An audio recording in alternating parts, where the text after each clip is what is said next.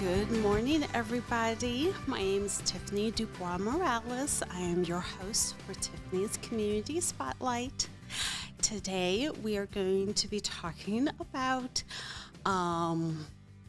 Philadelphia Italian restaurants and really my recent trip to Sicily and Malta for my wedding anniversary with my husband. Now, before fair warning, we're going to be talking about food, lots and lots of food, and how there are differences between how people in the U.S. Like to eat and how it's done in Europe. So please be snacking on something, maybe have a glass of wine with you. But yeah, this is what I love to do. So let's get started. So back in October, my husband and I went for 2 weeks in good old Sicily to visit with his extended family in Cefalù, and then to just kind of explore the island and experience their culture in a meaningful way. Most people generally will travel to Valley of the Temples, where my people, the Greeks, built one of the best preserved various temples outside of Greece. So, like, if you have time in your itinerary, definitely visit Valley of the Temples. I will say this though, hydrate. Drink a lot of water and wear a hat and yeah, just kind of hydrate because you're going to need it. And if you want to see the better preserved side of the Valley of the Temples, you're going to want to go to the eastern side as well. On that day, we wound up having lovely lemon granita, which is kind of like Rita's water ice, but with fresh ingredients made in-house, like daily as well.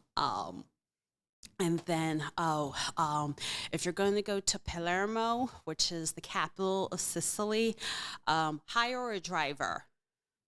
Just hire a driver. Sicilians, and by extension, people in cars, in motorcycles, bicycles, they're all insane drivers. And that's saying something because a lot of my family calls Eric the insane driver of the family. So hire a driver for Palermo. But otherwise, it is absolutely beautiful. Definitely just remember to adhere to Sicilian driving law if you're going to be driving in Sicily, just because they only know one speed, fast. Ignore the whole, you can only go 100 kilometers per, 100 kilometers. No one does that, like, at all, unless you're like in a construction zone, and even then they might still go high pretty fast as well. Always remember to keep your passport and money and cash and credit cards and everything in your front pockets.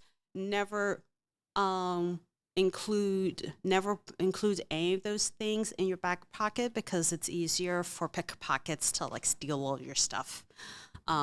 Always have like your purse in your front hand, and make sure to hold your significant other's hand with your purse like on your wrist. I was doing we always hold hands, but we always make a note to keep all of our important documents, where you can't easily steal them and everything else.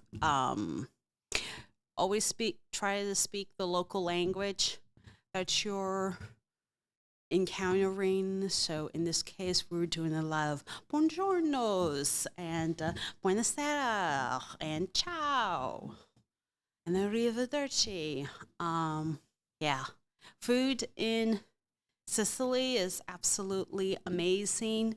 There is a lot of local dishes and cuisines that you get to experience, depending on allergies and everything. Pistachios are very popular out there. They have like pistachio topped pasta. There's pistachios included on like your cannolis. It's fantastic. And Amaro is a very serious liqueur. Everybody has an Amaro that they prefer. And yeah, it's delicious. Grappa, that is not for the faint of heart. Grappa is very, very strong in Sicily. So if you ask for Amaro and you get served grappa, just suck it up. Because I wound up drinking 2 glasses of Amaro one night when we were in Catania overnight. Man, it was strong. It was very, very strong. You probably won't find that many Amaros or Grappas here in the States, but you can always check out Total Wine, either in New Jersey, Cherry Hill, New Jersey, or out in Claymont, Delaware, if you're able to go and do that. In terms of restaurants out here in Philadelphia that will transport you to, say, Sicily or anywhere in Italy, depending on whether you like northern or southern Italian cuisine. Dante and Luigi's out here in Philadelphia is going to be the closest you're going to get to a proper European Italian dinner. Dante and Luigi's opened here in 1899. It is the oldest Italian restaurant that you will find on the Eastern Hemisphere. There's one other Italian place, I want to say somewhere out in Las Vegas, that that might be a little bit older, but not by that much. And yeah, that's may not be open anymore either, because yeah, but don't quote me on that. But yeah, Dante and Luigi's, they hand make their pastas fresh daily. Their desserts are made fresh every single day. Like the tiramisu out here is delicious. The tiramisu in Sicily, fantastic. Very light. Very, very light, but still very booze forward. Creme brulee is, well, that's more of a French thing, but you can find some of it at some of the restaurants that we went to while we're away on vacation in Sicily. If you want a good cocktail, at least out here in Philadelphia, I would highly recommend visiting Bar 210 at the Rittenhouse, helmed by the lovely Amy Farrell. She's super creative and talented and makes a fantastic old-fashioned or spicy margarita, or my favorite, cosmopolitan. Although, if you are out in Malta, which is about 40-minute plane ride from Sicily, a little further south, there is a lovely cocktail lounge speakeasy that is fantastic. It's called Fat City. The two men that run the place, They've been in the industry for like over 20 years and they wanted something very unique. You can find Fat City in Valletta, which is the capital of Malta. Um, they care very much about the ingredients, and they're slightly reminiscent of Franklin Mortgage out here in Philadelphia, um, at least with the original concept. I would still say visit Bar 210 at the Rittenhouse for a properly made cocktail. You can also visit Philadelphia Distilling, home of Blue Coat Gin. They make fabulous cocktails as well. Same goes with Andra Hem, and I'll, let you guys know of any new cocktail places popping up here in the city. Um, but our trip to Sicily and to Malta was absolutely amazing.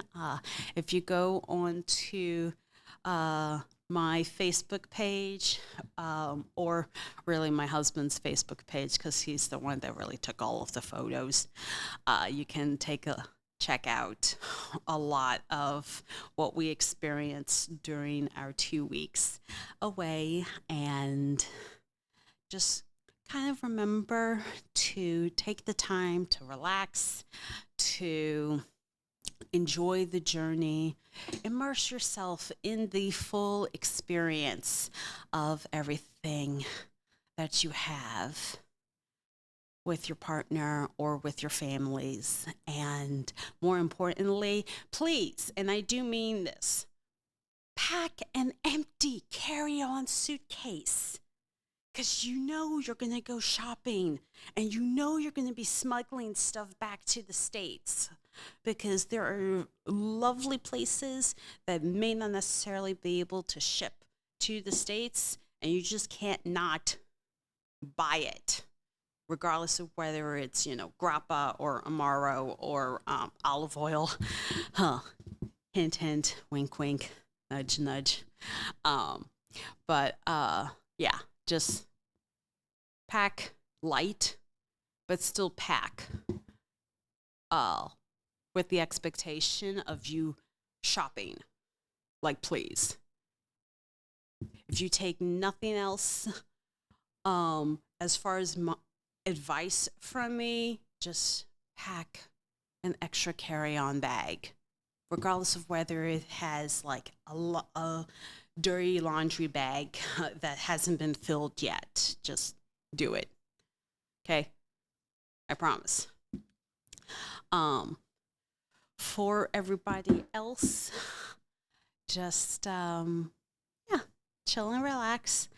I won't be going anywhere else, European or otherwise, until my birthday in February, but you guys don't need to worry about that just yet. That's a nice little Caribbean cruise. Happy birthday to me. But yeah, I hope everybody has enjoyed today's podcast. And once again, you can find Tiffany's Community Spotlight on Apple, Spotify, YouTube, and anywhere else that you stream your podcasts. I am your host, Tiffany DuBois-Morales, and I will see you all soon. Bye.